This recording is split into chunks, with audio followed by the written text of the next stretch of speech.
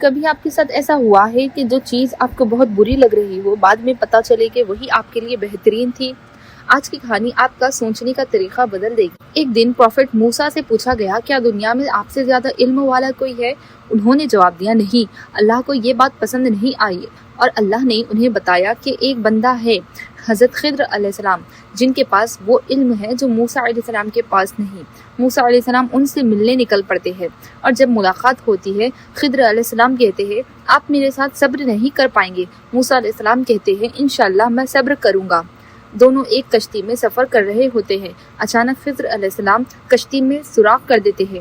موسیٰ علیہ السلام حیران ہو کر کہتے ہیں، آپ نے یہ کیا کیا ہے؟ لوگوں کی کشتی کو نقصان پہنچایا۔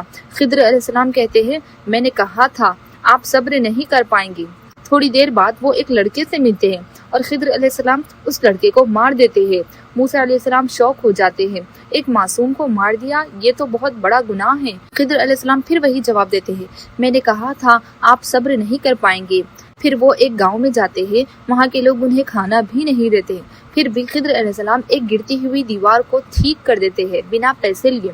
موسیٰ علیہ السلام کہتے ہیں، آپ چاہتے تو اس کا پیسہ بھی لے سکتے تھے۔ اب خضر علیہ السلام کہتے ہیں، اب میں آپ کو سب بتاتا ہوں۔ کشتی اس لیے توڑی گئی کیونکہ آگے ایک ظالم بادشاہ سب ٹھیک کشتیاں زبردستی لے رہا تھا۔ لڑکا اس لیے مارا گیا کیونکہ وہ بڑا ہو کر اپنے ماں باپ کو گمراہ کرتا۔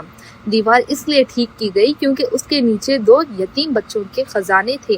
تب موسیٰ علیہ السلام کو سمجھ آیا کہ جو چیزیں ہمیں بری لگتی ہے ان میں بھی اللہ کی حکمت ہوتی ہے۔